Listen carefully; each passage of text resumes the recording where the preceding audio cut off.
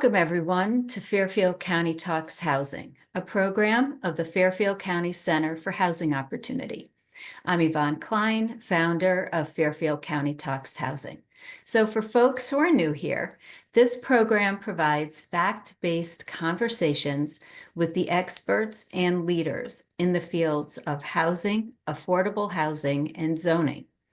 Today's topic is not for renters only. Evictions, rent hikes, tenants' rights, and tenant unions have been in the news lately. And today, our panel of experts and leaders of the tenant union movement will talk about the current conditions, what renters should know, and how tenants across Connecticut are organizing to improve living conditions for 1/3 of Connecticut and Fairfield County residents who rent. A couple of housekeeping items before we begin our conversation today. Live translation is available for today's webinar. To activate the translation function, go to the bottom of your screen, click on the globe, and select your language. Bienvenidos a todos al condado de Fairfield, habla de vivienda. Soy Evonne Klein, fundadora de Fairfield. De Fairfield habla de vivienda. Para esos que son nuevos, este programa provee conversaciones basadas en datos con expertos y líderes en el campo de vivienda, vivienda asequible y zonas. El tema de hoy no es solo para personas que rentan. Desalojos, incrementos de renta, derechos de inquilines y uniones de inquilines han estado en las noticias. Hoy el panel de expertos y líderes de las uniones de inquilines van a estar hablando de las condiciones actuales que los rentadores deberían saber y cómo los inquilines a través de Connecticut están organizándose para poder mejorar sus condiciones de vida. Para el tercero de Connecticut y Fairfield y el condado de Fairfield, los residentes que son inquilines. Solo para que tengan en mente, vamos a tener interpretación en vivo. Para poder activarla, vayan a los 3 puntos que están al final de su pantalla, van a escoger interpretación, luego su idioma y cliquean en Done o Hecho. Si están Please submit any questions for our panelists through the Q&A function, and we'll try to get to as many of your questions as possible after our moderated discussion. So I'll be your moderator today, and it's my pleasure to welcome our panelists. Luke Melonakos Harrison, Vice President of the Connecticut Tenants Union. He is joined by Tenant Union Chapter Vice Presidents, Julian Allenye of Manor House Tenant Union in Bloomfield. Lori-Lynn Ross of Parkside Village 2 Tenant Union in Branford, and Hope Vaughn of Q Avenue Tenant Union in New Haven. And with that, if everyone can turn on their cameras, we'll get right to our questions. And Luke, we're going to start with you today. And if you would please give us a brief history of how the Connecticut Tenants Union began and where it is today. Why is a tenant union important for Connecticut? And how many tenant unions are there in the state? Hi, Evonne. Thank you so much for having us today. So yeah, I'll try to keep the history brief. Of course, there's a lot to say, although it is a fairly recent movement. Really came out of the heart of the pandemic, late 2020, 2021, when many of us lost our incomes suddenly and were facing unprecedented levels of housing insecurity and the threat of eviction.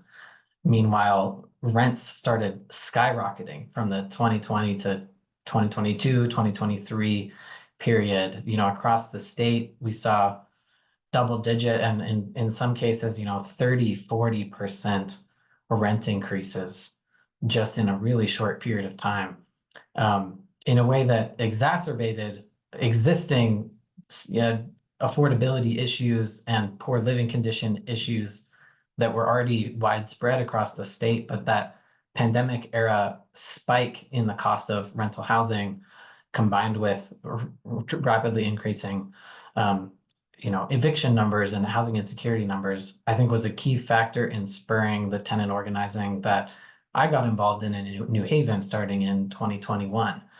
So some of the core folks who were at the beginning stages of what has now become Connecticut Tenants Union were people with some type of relationship to labor unions. We had a couple of people who had experience as labor union organizers or members. And I think that understanding of the power of collective bargaining and collective action and organizing unions as a pathway to improving living conditions and sort of translating what the premises and the tools and the tactics that labor unions used in the workplace, translating that into the home and understanding that it's in a way similar to how workers in a workplace may have many differences and be very diverse in many ways, but one thing that they share is a shared employer and thus shared bargaining power. In the apartment complex context, similarly, tenants have many differences, are very diverse, have all different kinds of worldviews and backgrounds, but what they share is that they all pay rent to the same entity and they have a lot of the same problems, and therefore they have shared bargaining power. And so that was kind of the guiding premise for those of us in 2020, 2021, who are sort of looking around at the really scary and deepening housing crisis facing tenants in the pandemic and trying to think really creatively and strategically about what could be done. That's what sort of led to the recent revival of tenant union organizing in Connecticut, which I will say does have a well storied history in our state. There was a lot of renter activism in the 60s, 70s, and 80s, and a lot of the current tenant rights that we enjoy now were won by tenant organizers back in the day. But it has sort of largely fallen dormant in recent decades, and so this recent revival has been a kind of big resurgence and relearning the practices and the methodologies of getting a bunch of people together who, again, have lots of things not in common, but the one thing that they do have in common is that they live in the same place and they pay rent to the same, typically it's a company. And so now, from then, trying to translate collective bargaining from the workplace to the home and trying out a lot of different strategies and tools and learning a lot about the legal landscape and just the issues that people are facing. Now in 2024, Connecticut Tenants Union is statewide. We have currently 17 chapters affiliated with us at the local level. Most of those are in particular apartment buildings or complexes, and then a few of them are municipal. So renters organizing across the city or town. We've just seen how immense the demand and the need is for tenant organization. Truly, Connecticut Tenants Union absolutely cannot keep up with it. I mean, we get more incoming inquiries, people asking, how do I get organized? Can you give me some guidance? Than we have capacity to keep up with. And I think that just speaks to the widespread need and also the widespread recognition that there's power in people getting organized and getting together and learning how to be unified. There's strength in unity, and there's bargaining power that tenants have that just needs to be activated and organized. I think that's something that more and more tenants across the state are recognizing. Great, thank you so much. Lori-Lynn and Julian, this question is for you, and we'll start with Lori-Lynn. Can you talk about the trajectory of how you became involved in tenant organizing and the evolution of your involvement and your role? Hi, thank you. My grandson was born March 3rd of 2023, and I attended my first housing authority meeting in April. I live in an elderly disabled community. I have been a resident here for 16 years. What propelled me to really attend these meetings was the safety and security of the neighbors being placed within our community, and the support for those that are here. it had reached some dangerous situations, and I just started to attend in the housing authority meeting and really trying to work with the current management company. The housing authority would not recognize us in terms of listening and sitting down and talking. It was very beyond stressful. In the meantime, our backyard was being torn up, and we had a lot going on because our original, what they call our sister property, had been taken for affordable housing and had been built. So now Parkside Village 2 is the only entity that the Branford Housing Authority is responsible for, and all of that. I began talking with neighbors. I have a great neighbor, Holly Hackett, who was familiar with the tenant union. And as much as we tried, we got nowhere. What we did get is a sense of community and us being in the same boat as neighbors. So that continued to propel us forward. When we were able to finally reach out and begin to talk with Luke and Hannah and figure out how we were going to do that, that was in like October. And by December, we are, I think it's 85.5% union. And on February 1st, we held our first action, and we had a protest, calling for transparency and understanding. And since then we have, it's really unbelievable the extent that the union has brought us to this point. We're sitting down with the management company.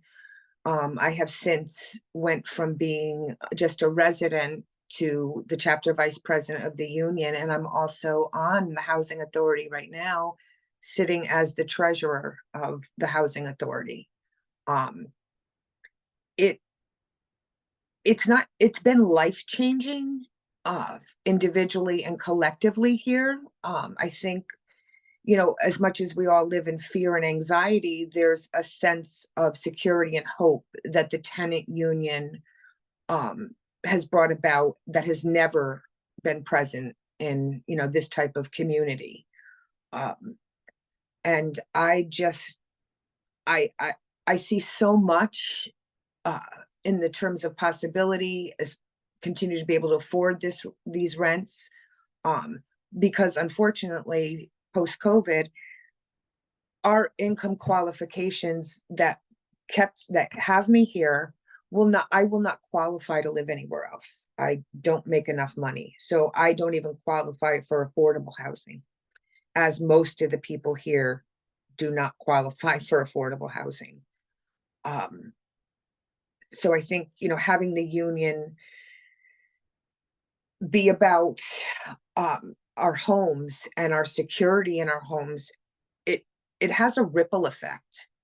My family is happier and feels better for what we've been able to do. And that changes the dynamic. I think it changes the flow of a sense of security and hope and community, that obviously is in much need for both housing like I have here and renters.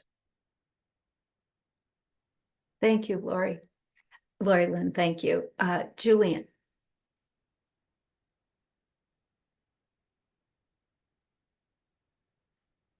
Julian, if you please unmute yourself.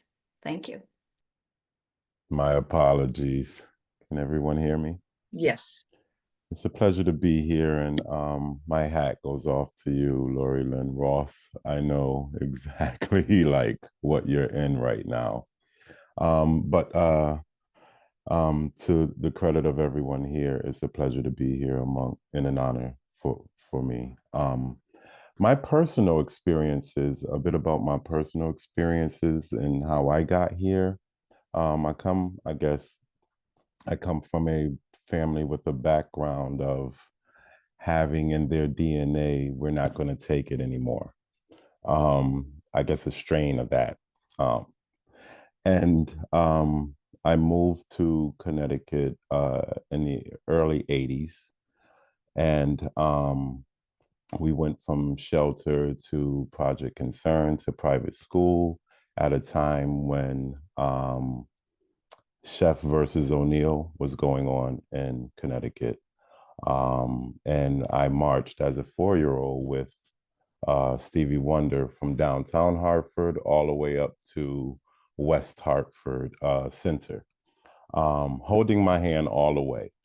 And from that, we went to, I guess, BLM would be the next one. And I'm a union man, for Local 23 out of Massachusetts. So understanding how unions work came at an early stage of my development, as well as fighting for contractors of colors, right? I was a board member for many years and protesting on the picket signs with MDC, all the way up until the Yard Goat Stadium was built. I was part of what they call Construction 5, where we got arrested for protesting for the Yard Goat Stadium because they weren't giving contractors of color and working construction workers of color any opportunities there. So that was a long and hard battle that I did for 15 years. And just when I thought, okay, and I walked away from that,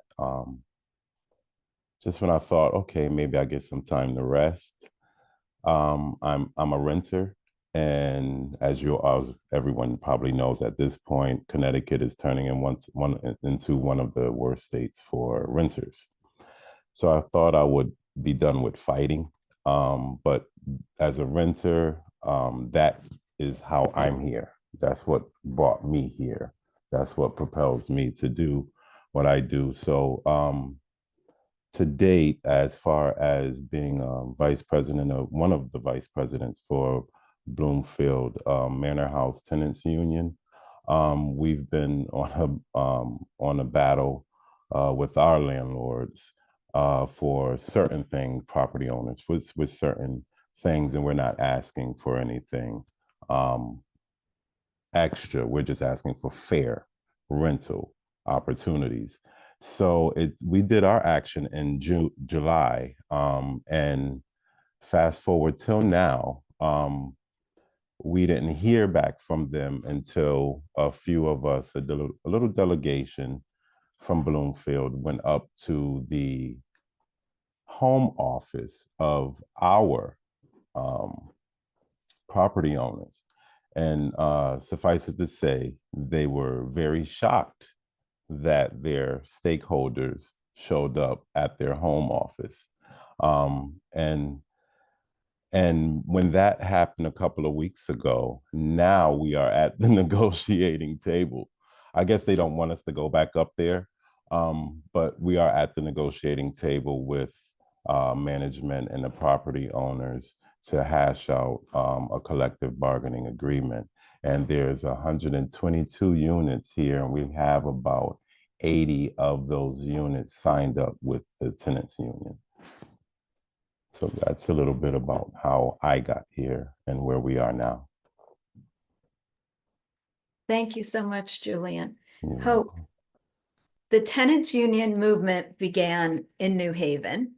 And can you talk about how tenant organizing is happening there, your involvement, and what it means to you to be a tenant union member? Okay, so thank you for having me. I appreciate this opportunity to speak on this. So for me, my involvement came from out of an experience that I had at another place where I was living, where there was extreme mold and mildew.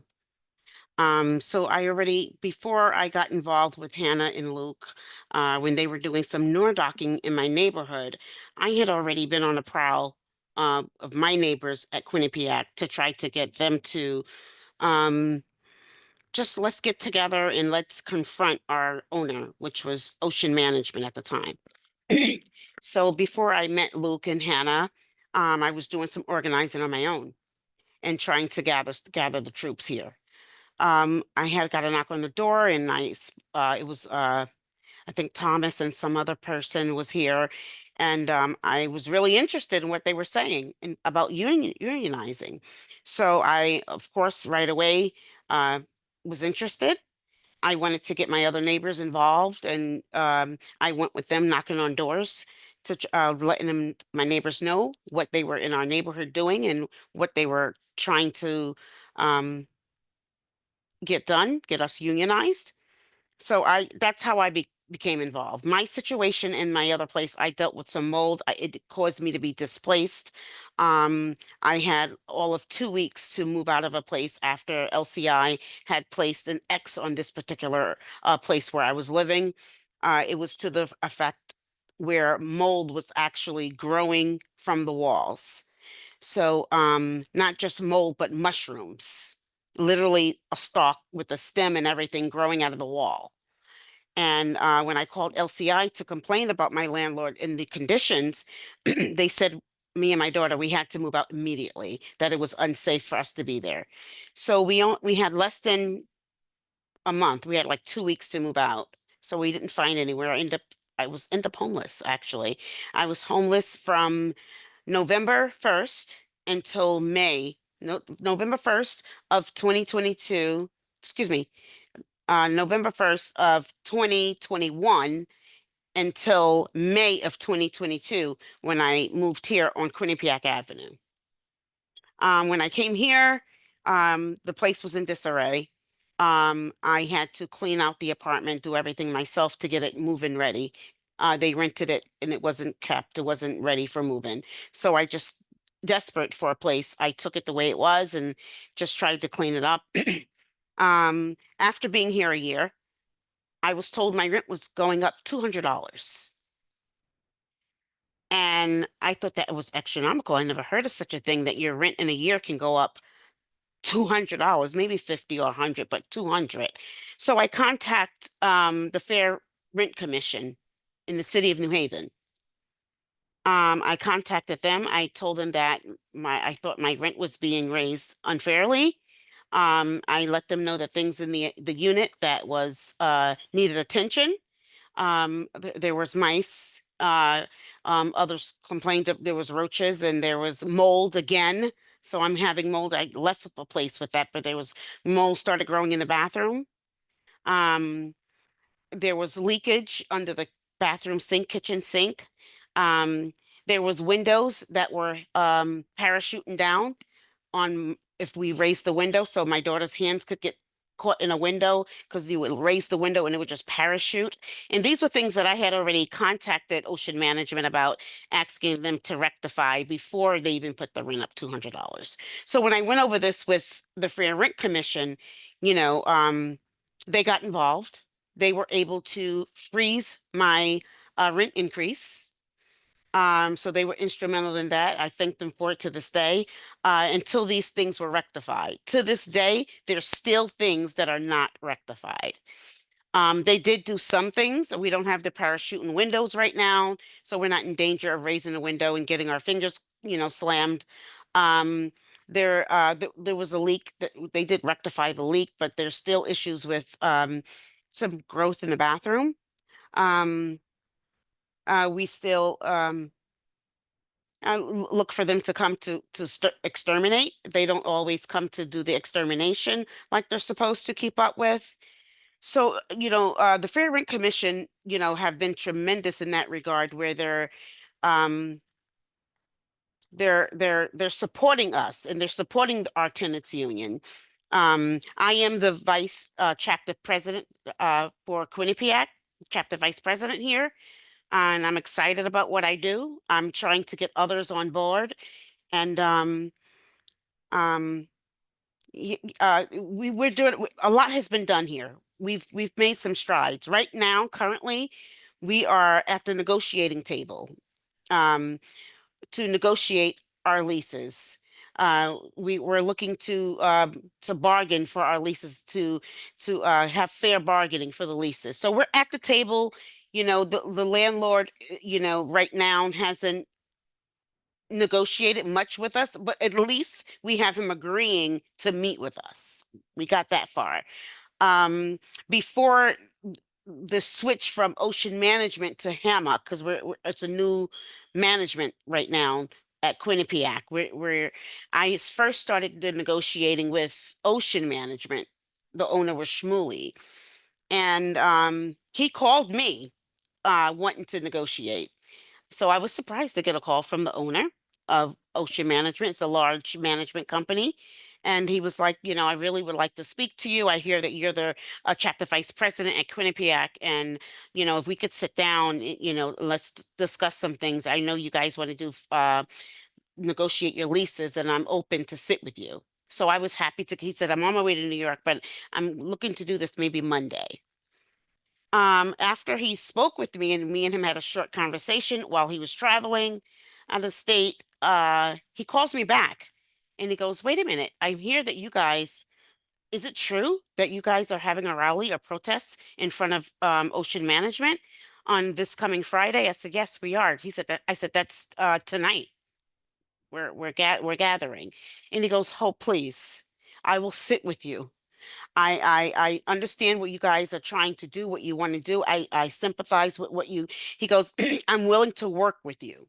Would you please just not rally today? Please cancel your rally. Please ask everyone to go home and meet with me on Monday.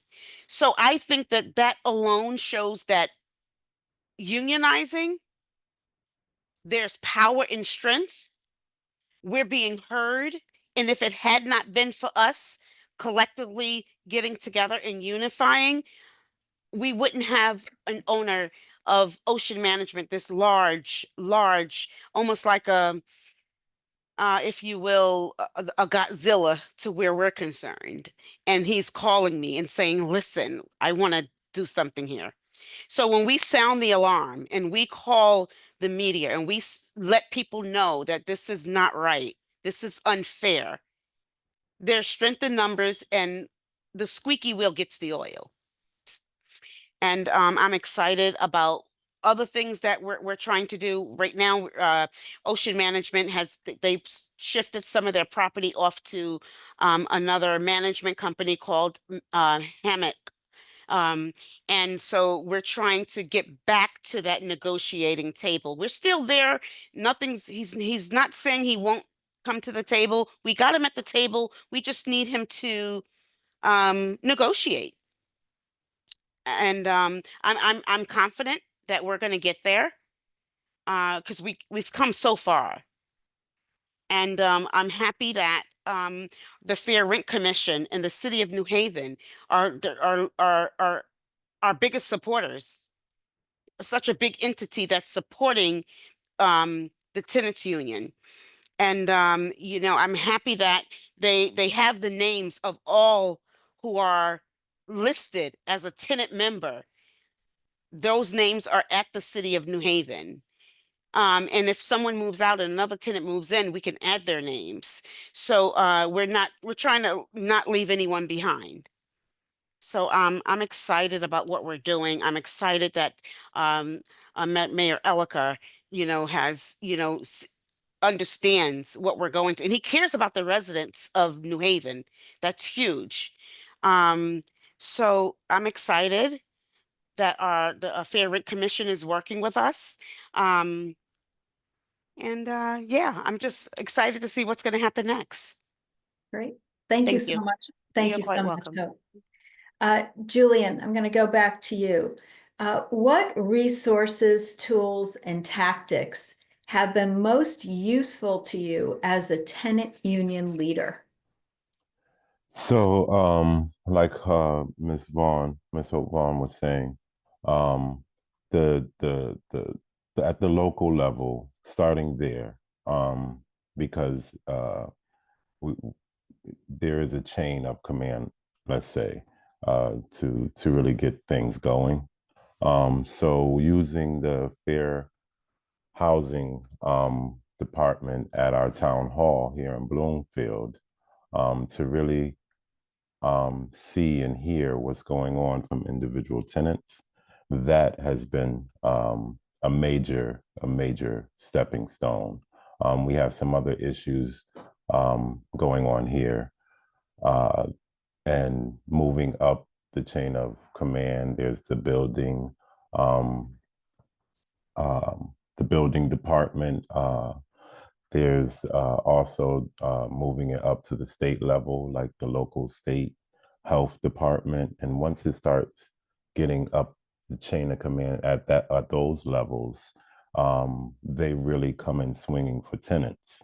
And that's using what we have to shine a light or put a magnifying glass on what's going on.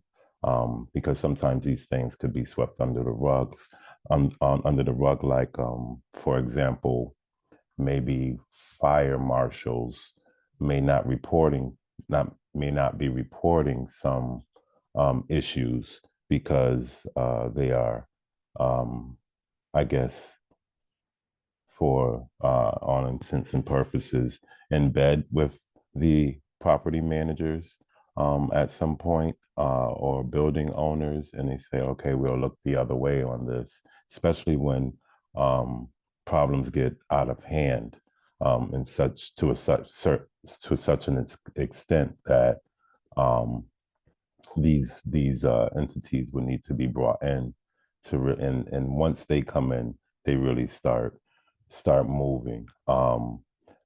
Again, unifying is the best way to go, but also keeping documentation, photos, all that stuff really helps with strategically moving to get justice from any property managers.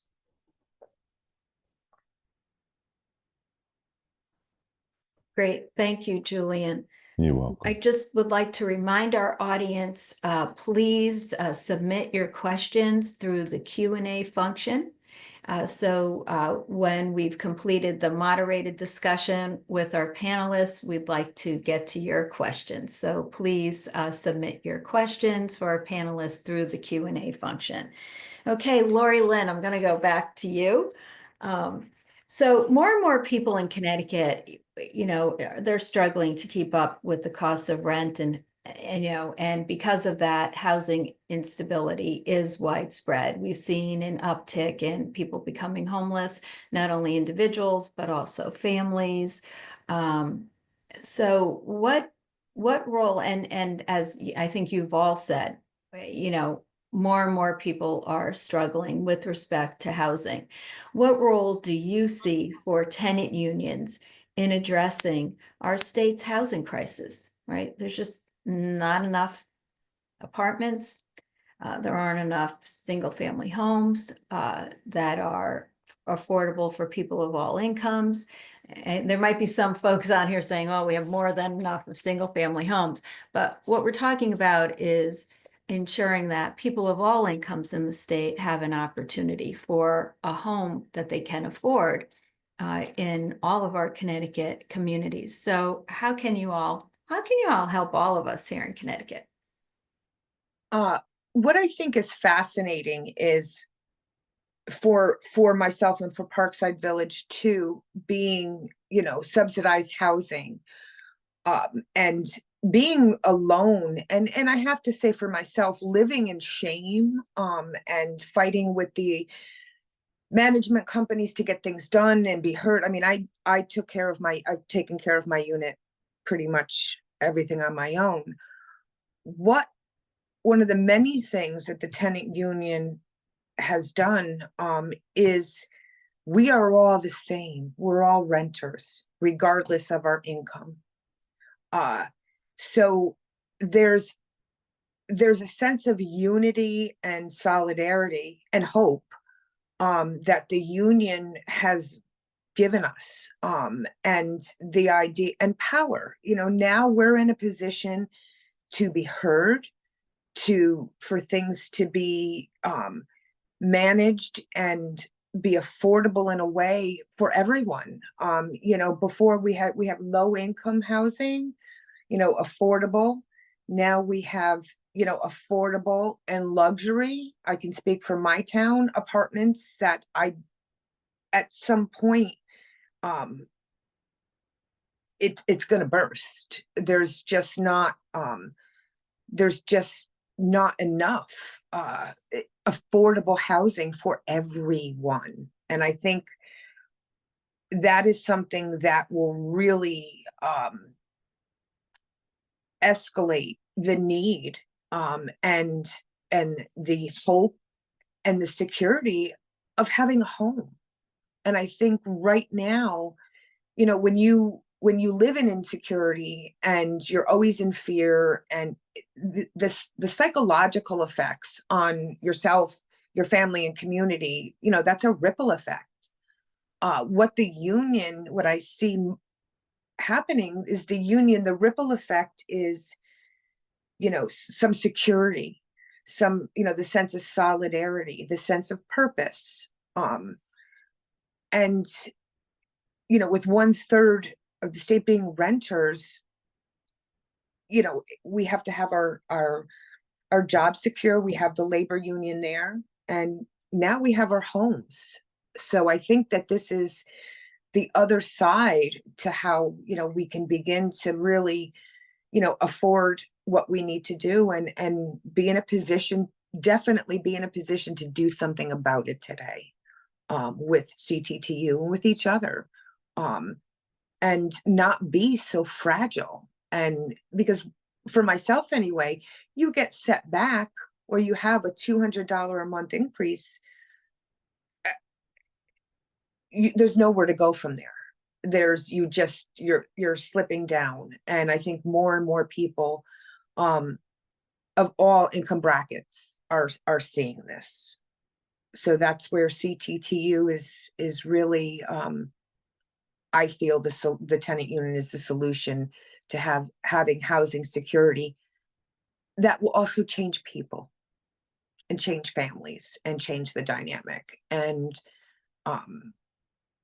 it's an honor to be a part of this and not be out on my own. And between the union and my grandson, I'm fired up. That's great. Fired up to make change. That's always good to hear.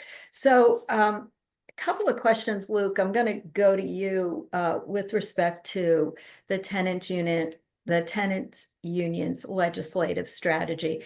Could you talk a little bit about the bills that you've been fighting for and the progress that's being made? And then I want to take a look forward. So let's start with that, and then I'll follow up. Thank you. Thanks, Evonne. So before Connecticut Tenants Union was fully formalized and in its full-fledged state, some of us were involved in the 2021 campaign to push for a tenant's right to counsel, which I will say is a bit of a misnomer in the sense that it doesn't actually provide a right to legal counsel to tenants facing eviction. What it does is provide funding for more tenant attorneys to be available for tenants facing eviction in certain parts of the state. About 80, if I remember the stats correctly from that campaign, 87% of landlords have a lawyer in eviction court and less than 10% of tenants do. And eviction is an incredibly destabilizing, traumatizing, and damaging process for tenants. So for people to be going through that without any access to legal counsel or representation exacerbated the housing crisis. So that was our sort of first legislative effort, my first time getting involved in state level legislative politics. In 2022, we were involved in the Fair Rent Commission expansion bill a little bit. And then in 2023 was really kind of our first major arrival on the scene of the legislative process with the Cap the Rent campaign for a rent stabilization bill. The exact numbers of what the rent cap would have been were varied from the different bills that were proposed, but from that campaign, we saw just an incredible mobilization of tenants across the state. I'll never forget the two all-nighter public hearings of because two different bills were raised, and both times they went all night, just hundreds and hundreds of people sharing their stories about rent increases and housing unaffordability and the need to intervene in a totally out of control rental market. And you know that it just galvanized an enormous amount of people across the state, and legislatively didn't go anywhere, didn't pass out of committee. There was clearly not the political will on the housing committee or in the legislature at that time to move that forward. But it did grow the movement enormously and kind of put Connecticut Tenants Union on the scene in a major way. And so we followed up with that momentum this year in 2024 with our campaign to expand just cause eviction protection. The rationale for expanding just cause, it's multifaceted. One is that it's just a cost-free expansion of an existing law, sort of low-hanging fruit legislatively, that will nonetheless make a really significant dent in slowing down evictions and slowing down the loss of affordable housing. We're currently, because of the dramatic increase in rents in the past few years, we are, and not just the past few years, but over the past several decades, with rents consistently outpacing wage growth for multiple decades in a row, and then just like really dramatically spiking after 2020. What Just Cause does is help slow down the loss of affordable housing that unfortunately is happening more rapidly right now than the building of affordable housing. So, you know, we're building affordable units in this state, affordable in the technical sense of sort of income restricted in some way.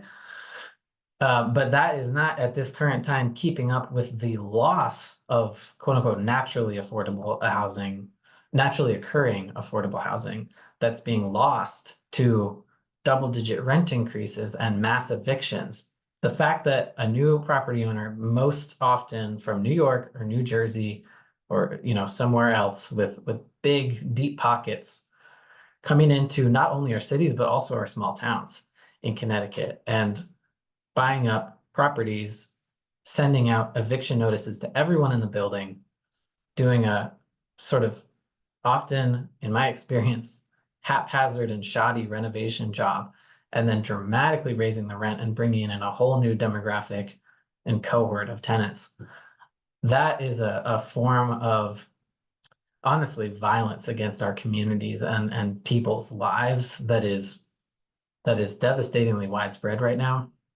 I can't tell you how many heartbreaking stories I have to share about what that looks like on the ground, but Just Cause to require at minimum a justification for eviction and for it to have a reason behind it, and not simply because a new owner is coming in from out of town and wants to clear out an existing community.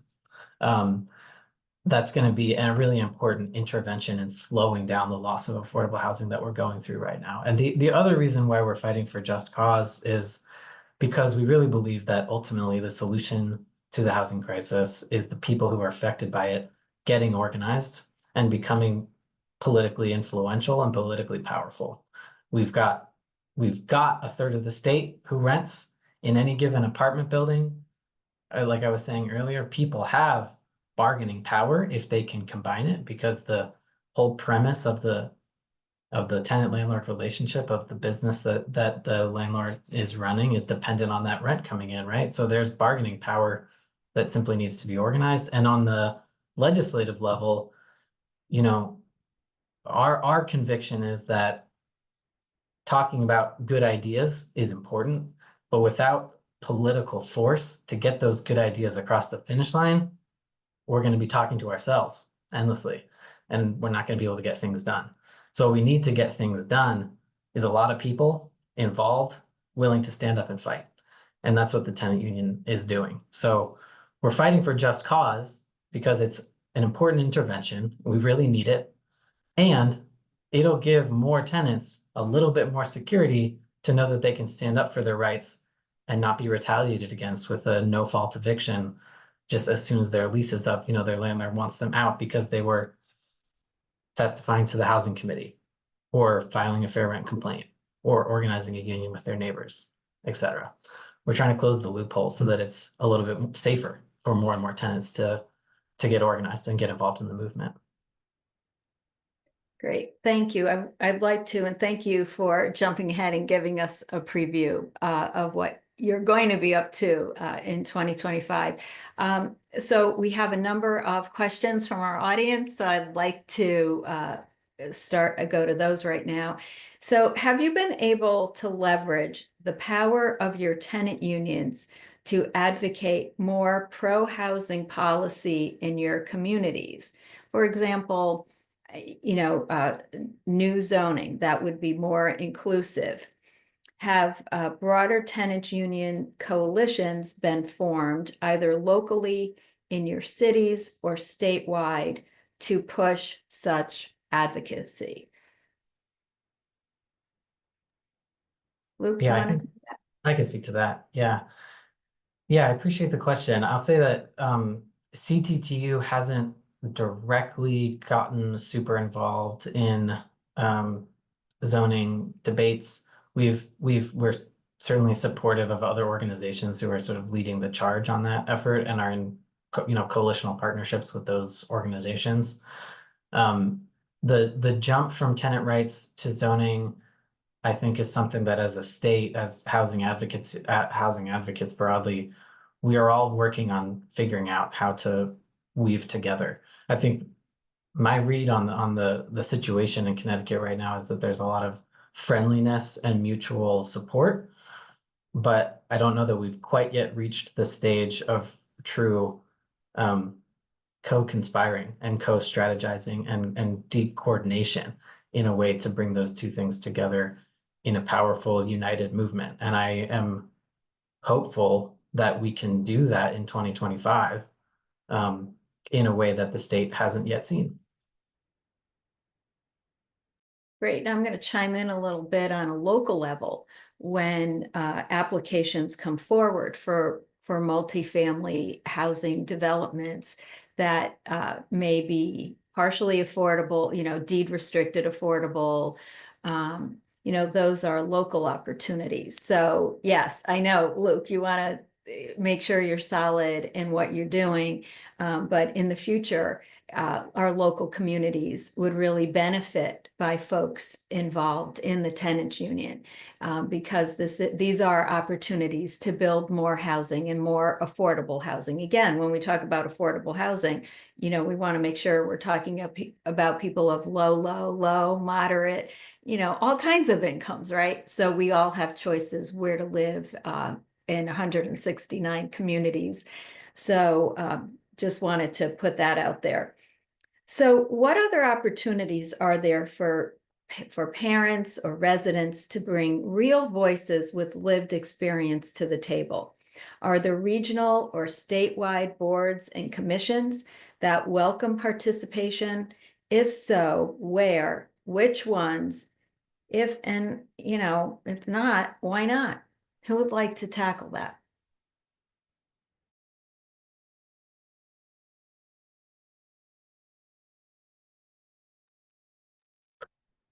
Luke, I'm going to go back to you.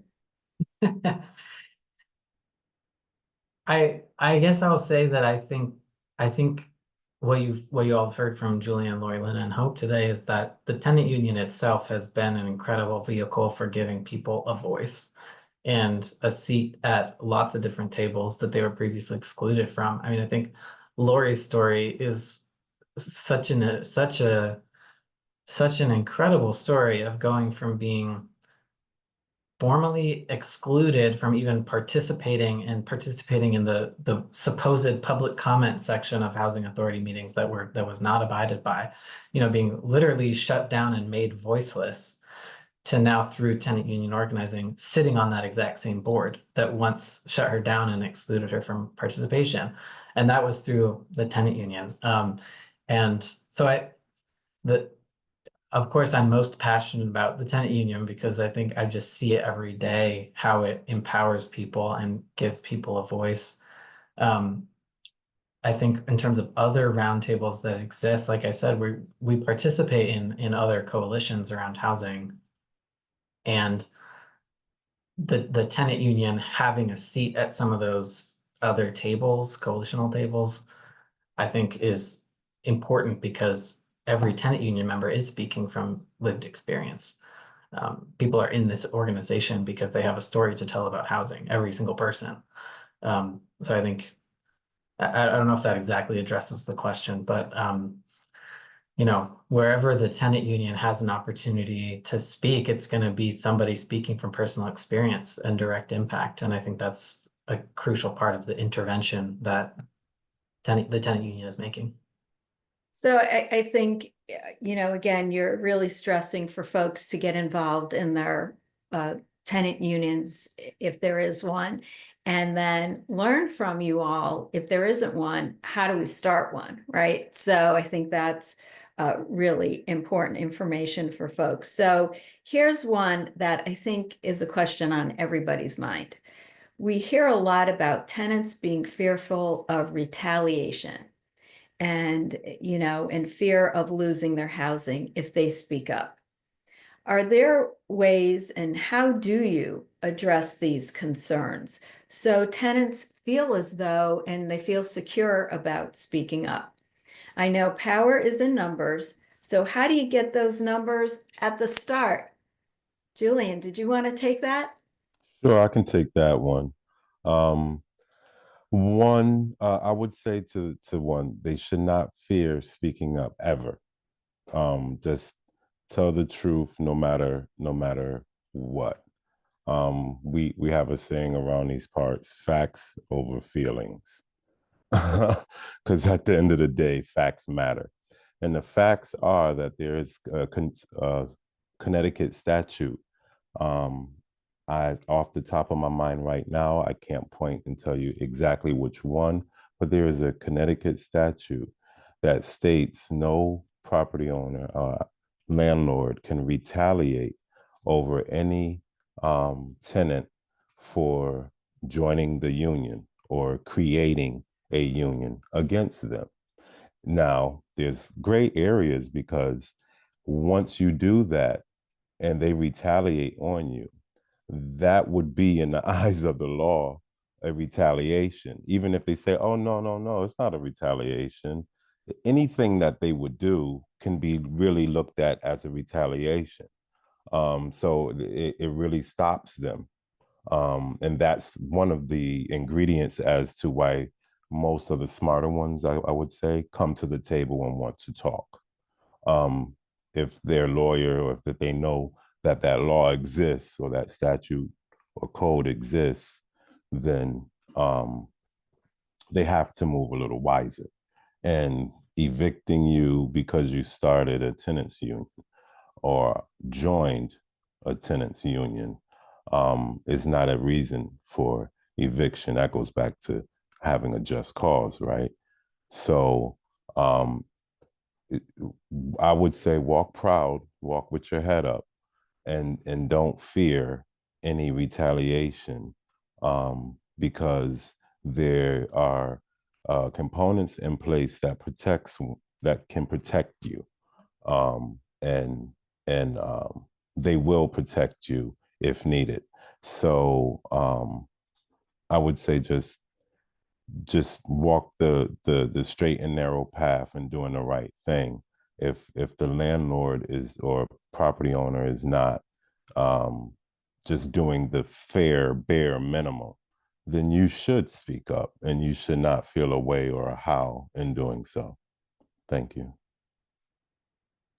Great, thank you. Here's one from a case manager, and I'm also watching the time. We have 5 minutes left. As a case manager, I saw how landlords abuse tenants by not fixing the units, especially if the landlord threatened to call immigration on the ones without documents. As a result, those folks do not report abusive landlords. Then can the complaint affect them if they do not have legal status? So if you're not here legally, what are your rights?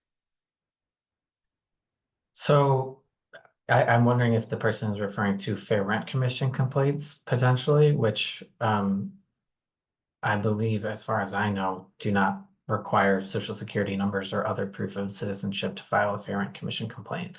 However, I will say that for this exact reason that this person is describing, immigrant communities have been very much at the forefront of the fight for just cause, because at least requiring a justification for eviction would give our most vulnerable community members and tenants a bit more standing to not fear or not brace themselves for a retaliatory eviction.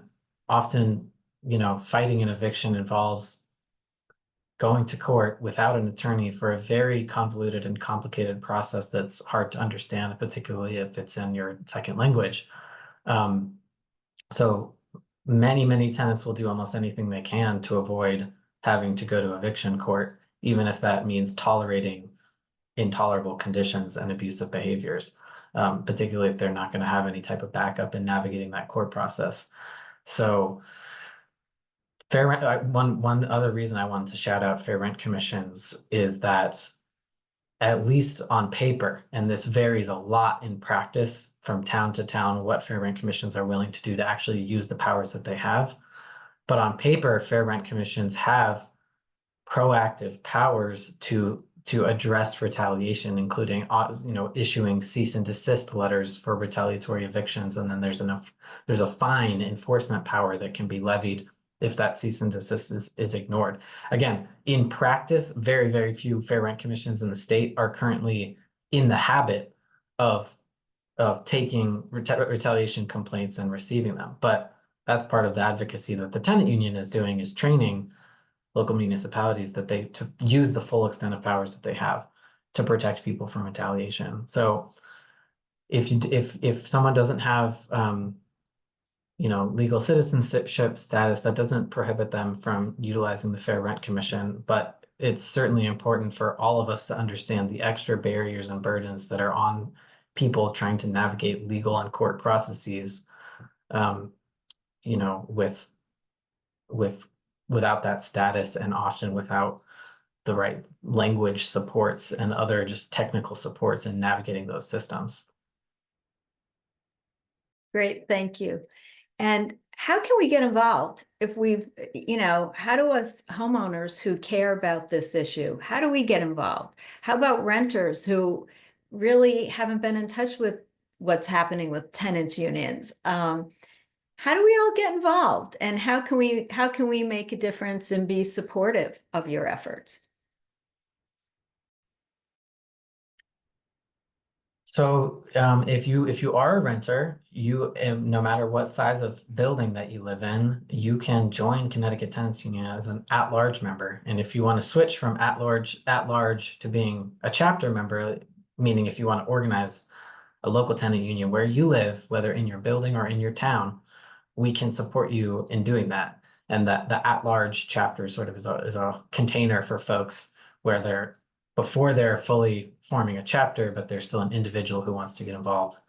And then, homeowners, we have benefited greatly from the volunteer hours of a lot of homeowners in doing things like knocking on doors with us or helping with back-end logistics of running this organization. We are truly a shoestring budget and extremely creative in trying to maximize our capacity, which is challenging. But so we depend on a lot of volunteers and people just putting time in because they believe in what we're doing.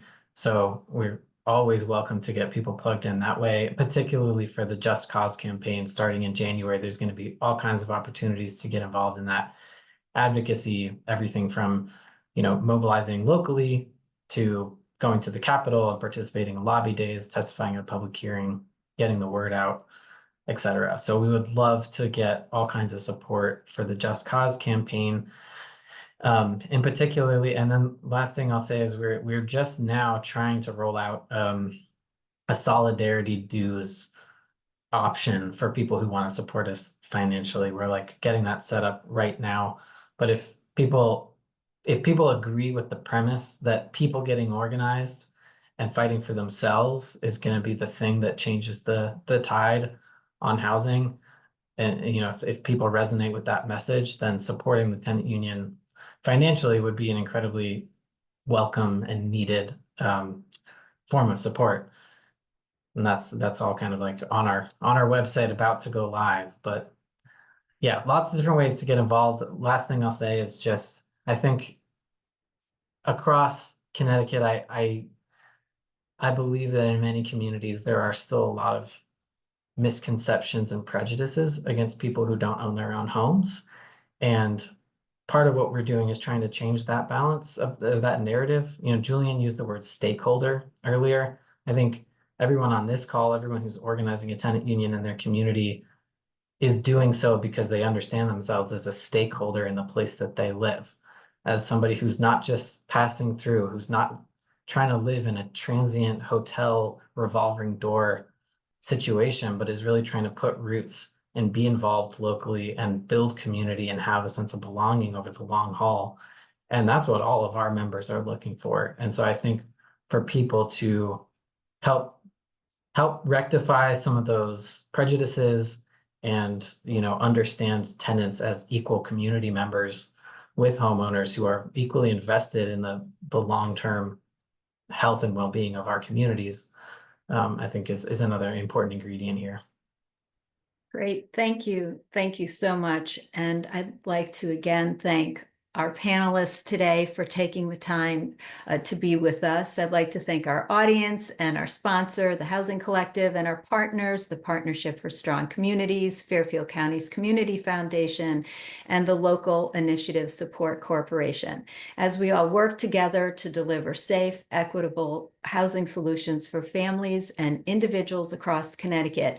So in December, we will be releasing our exclusive one-on-one interviews featuring House Majority Leader Jason Rojas, and then a second interview one-on-one with David Corris, the newly appointed Executive Director of the Connecticut Municipal Redevelopment Authority. So be on the lookout for their release in your inbox, and we'll see you in the new year on January 15th for a preview of the 2025 legislative session.